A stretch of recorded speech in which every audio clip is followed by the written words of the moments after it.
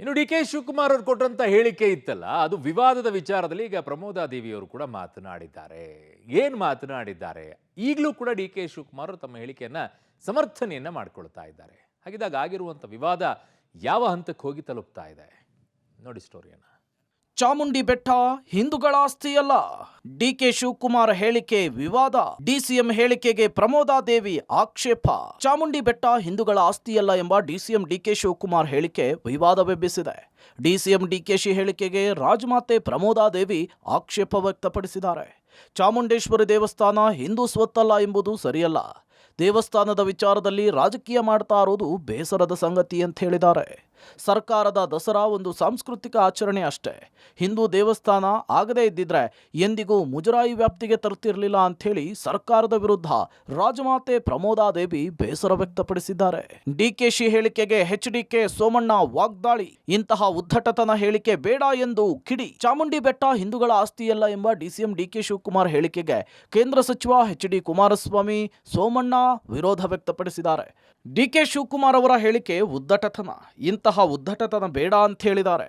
ಜೊತೆಗೆ ಧಾರ್ಮಿಕ ಕ್ಷೇತ್ರಗಳಿಗೆ ಹೀಗೆ ಸಮಸ್ಯೆ ಉಂಟು ಮಾಡುವುದು ಸರ್ಕಾರಕ್ಕೆ ಕೂತು ಬರುವಂತೆ ಮಾಡುತ್ತೆ. ಇದನ್ನೇ ಅವರೇ ಅನುಭವಿಸ್ತಾರೆ ಅಂತ ಕೂಡ ಕಿಡಿಕಾರಿದ್ದಾರೆ. ಕೇಂದ್ರ ಸಚಿವ ವಿ ಸೋಮಣ್ಣ ಮಾತನಾಡಿ, ಡಿಕೆ ಶಿವಕುಮಾರ್ ಈ ರೀತಿ ಮಾತನಾಡಬಾರದಿತ್ತು, ಇದೊಂದು ಅಕ್ಷಮ್ಯ ಅಪರಾಧ ಅಂತ ಕೂಡ ವ್ಯಾಖ್ಯಾನ ಮಾಡಿದ್ದಾರೆ. ಇಲ್ಲಿ ಇವರು ಹಿಂದೂ ದೇವಸ್ಥಾನಗಳು, ಧಾರ್ಮಿಕ ಸಂಸ್ಥೆಗಳು ಯಾರಪ್ಪನ ಆಸ್ತಿ ಅಲ್ಲ ಅಂತಕ್ಕಂಥದ್ದು ಅವರು ಒದ್ದಾಡ್ತಾನೆ. ಇವತ್ತು ಧಾರ್ಮಿಕ ಕ್ಷೇತ್ರಗಳಲ್ಲಿ ಹಲವಾರು ರೀತಿ ಈ ರೀತಿಯ ಒಂದು ಸಮಸ್ಯೆಗಳು ಉಂಟು ಮಾಡೋದೇನಿದೆ ಅದು ಸರ್ಕಾರಕ್ಕೆ ಕೂತು ಬರ್ತಕ್ಕಂಥದ್ದು, ಅದರ ಒಂದು ಸಮಸ್ಯೆಗಳು ಎದುರಿಸ್ತಕ್ಕಂಥದ್ದು ಅವರೇ. ನನಗನ್ನಿಸದೆ ಅವ್ರ ಬಾಯಿಂದ ಅಂಥ ಪದಗಳು ಬರಬಾರ್ದಾಗಿತ್ತು. ಬಂದಿರ್ತಕ್ಕಂಥದ್ದನ್ನು ನಾವು ವಿತ್ಡ್ರಾ ಮಾಡೋದು ಒಳ್ಳೆಯದು. ನಾನು ಇದನ್ನು ಒಬ್ಬ ಸ್ನೇಹಿತನಾಗಿ ಹೇಳ್ತಾ ಇದ್ದೀನಿ.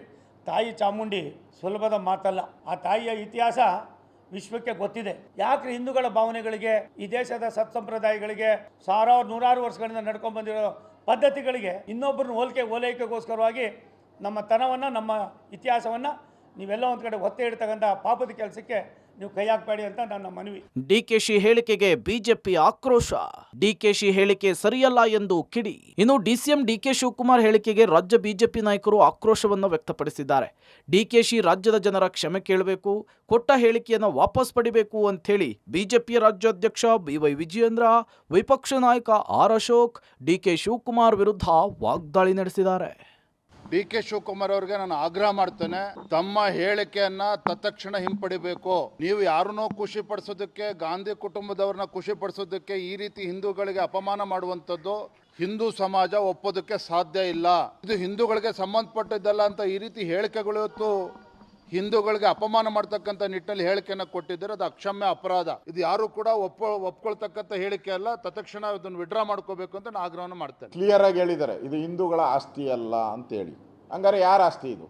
ಇದು ಹಿಂದೂಗಳದ್ದು ಅಲ್ಲ ಅಂತ ಹೇಳೋ ಮುಖಾಂತರ ಕಾಂಗ್ರೆಸ್ ಸರ್ಕಾರ ಮತ್ತೆ ಮುಸ್ಲಿಮರ ಓಲೈಕೆಗೆ ನಿಂತಿದೆ. ಡಿ ಕೆ ಶಿವಕುಮಾರ್ ಅವರು ರಾಜ್ಯದ ಜನಗಳ ಮುಂದೆ ಕ್ಷಮಾಪಣೆಯನ್ನು ಕೇಳಬೇಕು ಅಂತೇಳಿ ನಾನು ಆಗ್ರಹವನ್ನು ಮಾಡ್ತಾ ಇದ್ದೀನಿ. ಈ ಥರ ನೀವು ಮುಂದುವರೆದರೆ ನಿಜಕ್ಕೂ ಕರ್ನಾಟಕದಲ್ಲಿ ದಂಗೆ ಆಗೋಗ್ತದೆ. ನಾನು ಸತ್ಯ ಹೇಳಿದರೆ ಕೆಲವರು ಸಹಿಸಲ್ಲ, ನಾನು ಮಾತನಾಡದಿರುವುದೇ ಉತ್ತಮ. ವಿರೋಧಿಗಳಿಗೆ DCM DKShi counter. DCM DK Shivakumar ಹೇಳಿಕೆಗೆ ವಿರೋಧಗಳು ವ್ಯಕ್ತವಾಗ್ತಿದ್ದಂತೆ ಡಿಸಿಎಂ ಡಿಕೆ ಶಿವಕುಮಾರ್ ಕೌಂಟರ್ ಕೊಟ್ಟಿದ್ದಾರೆ. ನಾನು ಸತ್ಯ ಹೇಳಿದರೆ ಕೆಲವರು ಸಹಿಸಲ್ಲ, ಹೀಗಾಗಿ ನಾನು ಮಾತನಾಡದೇ ಇರೋದೇ ಉತ್ತಮ ಅಂಥೇಳಿ ಮಾರ್ಮಿಕವಾಗಿ ತಿಳಿಸಿದ್ದಾರೆ. ನಾನು ಸದನದಲ್ಲಿ ಸೇರಿದಂತೆ ಎಲ್ಲಿ ಏನೇ ಮಾತನಾಡಿದರೂ ಅದರಲ್ಲಿ ಕೇವಲ ತಪ್ಪು ಕಂಡು ಹಿಡಿಯುವ ಕೆಲಸ ಆಗ್ತಿದೆ, ಹೀಗಾಗಿ ನಾನು ಮಾತನಾಡದೇ ಇರೋದೇ ಲೇಸು ಅಂತ ಹೇಳಿದ್ದಾರೆ. ನಾನು ಕೆಲವು ಸತ್ಯಗಳು ಹೇಳಿದ್ರೆ ಕೆಲವರಿಗೆ ಸಹಿಸಲ್ಲ. ಪ್ರಮೋದೇವಿ ದೇವ್ರಿಗೂ ಇರ್ಬೋದು, ಯದುವೀರ್ ಇರ್ಬೋದು, ಅಸೆಂಬ್ಲಿಲಿ ಇರ್ಬೋದು, ಏನು ಹೇಳಿದ್ರು ಕೂಡ ಅದಕ್ಕೆ ಬರೀ ತಪ್ಪು ಕಂಡುಹಿಡಿಯೋದೇ ಒಂದು ದೊಡ್ಡ ಕೆಲಸ. ರಾಜಕೀಯದವ್ರು ಇರ್ಬೋದು, ಎಲ್ಲರೂ ಇರ್ಬೋದು, ಏನೋ ನಡೀತಾ ಇದೆ. ಸೊ ಅದಕ್ಕೆ ನಾನು ಬೆಟರ್ ನಾಟ್ ಸ್ಪೀಕ್. ಬೇರೆ ಲೀಡರ್ಸ್ ಇದ್ದಾರೆ, ಬೇರೆ ಇವ್ರನ್ನ ಸ್ಪೋಕ್ಸ್ಮನ್ಸ್ ಇದ್ದಾರೆ, ಅವ್ರ ಹತ್ರ ಮಾತು. ಪದೇ ಪದೇ ಡಿಕೆಶಿ ವಿವಾದದ ಮಾತು. ಡಿಕೆ ಮಾತುಗಳೇ ವಿಪಕ್ಷಗಳಿಗೆ ಅಸ್ತ್ರ. ಡಿಕೆ ರಾಜಕೀಯ ಭವಿಷ್ಯಕ್ಕೆ ಮುಳುವಾಗುತ್ತಾ? ಸದನದಲ್ಲಿ ಆರ್ಎಸ್ಎಸ್ ಗೀತೆ ಹೇಳಿ ವಿವಾದ, ಈಗ ಚಾಮುಂಡೇಶ್ವರಿ ಹಿಂದೂಗಳ ಆಸ್ತಿಯಲ್ಲ ಅಂತ ಹೇಳಿ ವಿವಾದ. ಹೀಗೆ ಡಿಕೆ ಶಿವಕುಮಾರ್ ಪದೇ ಪದೇ ವಿವಾದದ ಮಾತುಗಳನ್ನೇ ಆಡ್ತಿದ್ದಾರೆ. ವಿವಾದ, ಅದಾದ್ಮೇಲೆ ಸಮರ್ಥನೆ, ಹೀಗೆ ಎಡವಟ್ಟುಗಳ ಮೇಲೆ ಎಡವಟ್ಟುಗಳನ್ನು ಮಾಡ್ಕೊಳ್ತಿದ್ದಾರೆ. ಡಿಕೆ ಶಿವಕುಮಾರ್ ಮಾತುಗಳೇ ಇದೀಗ ವಿಪಕ್ಷಗಳಿಗೆ ಅಸ್ತ್ರವಾಗಿ ಬಿಟ್ಟಿದೆ. ಹೀಗಾಗಿ ವಿವಾದದಿಂದ ಡಿಕೆ ರಾಜಕೀಯ ಭವಿಷ್ಯಕ್ಕೆ ಮುಳುವಾಗುತ್ತಾ ಅನ್ನೋ ಪ್ರಶ್ನೆಗಳು ಎದ್ದಿದೆ. ಸದನದಲ್ಲಿ ಡಿಕೆಶಿ ಆರ್ಎಸ್ಎಸ್ ಗೀತೆ ವಿವಾದ, ಡಿಸಿಎಂ ಡಿಕೆಶಿಗೆ ಹೈಕಮಾಂಡ್ ಮಾಫಿ, ಮತ್ಯಾರು ಹೀಗೆ ಮಾತನಾಡಬಾರದು, ಖರ್ಗೆ ವಾರ್ನಿಂಗ್. ಸದನದಲ್ಲಿ ಡಿಕೆಶಿ ಆರ್ಎಸ್ಎಸ್ ಗೀತೆ ವಿವಾದಕ್ಕೆ ಹೈಕಮಾಂಡ್ ತೆರೆ ಎಳೆದಿದೆ ಅಂತ ಹೇಳಲಾಗ್ತಿದೆ. ಸದನದಲ್ಲಿ ಆರ್ಎಸ್ಎಸ್ ಪ್ರಾರ್ಥನಾ ಗೀತೆ ಹಾಡಿದ ಡಿಕೆಶಿಗೆ ಹೈಕಮಾಂಡ್ ಮಾಫಿ ಮಾಡಿದೆಯಂತೆ. ಜೊತೆಗೆ ಮತ್ಯಾರು ಕೂಡ ಹೀಗೆ ಮಾತನಾಡಬಾರದು ಅಂತ ಹೇಳಿ ಖರ್ಗೆ ವಾರ್ನಿಂಗ್ ಕೊಟ್ಟಿದ್ದಾರೆ. ನಿಮ್ಮ ಭಾವನೆಗೂ ಕೂಡ, ಯಾರ ಭಾವನೆಗೂ ಕೂಡ ನಾನು ನೋವನ್ನು ಉಂಟು ಮಾಡಲಿಕ್ಕೆ ನನಗೆ ಇಷ್ಟ ಇಲ್ಲ. So if you want apology, yes, ಎಲ್ಲ ಕಾಂಗ್ರೆಸ್ ಕಾರ್ಯಕರ್ತರಿಗೆ, for all the Congress men or people of any friends of India alliance, they may be hurt, they may love me, I have done a mistake which I have not done, but still I am ready to apologize. RSS ಎಂದು sir ಕ್ಷಮೆ ಕೇಳಿದ್ಮೇಲೆ ಮುಗಿದೋಯ್ತು. ಈಗ ಪದೇ ಪದೇ ಅದನ್ನ ನೀವು ಎತ್ತಿ ಹಿಡಿತಕ್ಕಂಥದ್ದು ಆಗಬಾರ್ದು.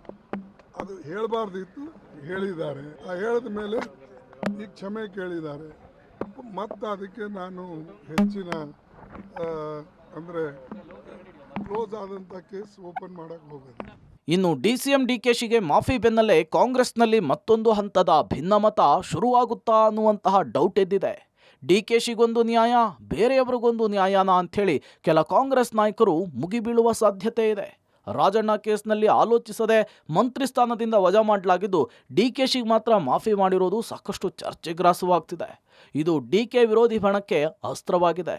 ಹೀಗಾಗಿ ಹೈಕಮಾಂಡ್ ವಿರುದ್ಧ ಡಿಕೆಶಿ ವಿರೋಧಿಗಳು ನೀಗಿ ಕೆಂಡವಾಗಿದ್ದಾರೆ. ಹಾಗಾದ್ರೆ ಡಿಕೆ ವಿರೋಧಿ ಬಣದ ಪ್ರಶ್ನೆಗಳೇನು ಅನ್ನೋದನ್ನ ತೋರಿಸ್ತೀವಿ ನೋಡಿ. ಡಿಕೆ ವಿರೋಧಿ ಬಣದ ಪ್ರಶ್ನೆಗಳೇನು? ಕ್ಷಮೆ ಕೇಳಿದ ತಕ್ಷಣ ಎಲ್ಲವೂ ಮುಗಿದ್ಬಿಡುತ್ತಾ? ಕೆಎನ್ ರಾಜಣ್ಣನಿಗೆ ವಜಾ ಶಿಕ್ಷೆ ನೀಡಿದ ಹೈಕಮಾಂಡ್ ಡಿಕೆ ಶಿವಕುಮಾರ್ ವಿಷಯದಲ್ಲಿ ಸುಮ್ಮನಿರೋದು ಯಾಕೆ?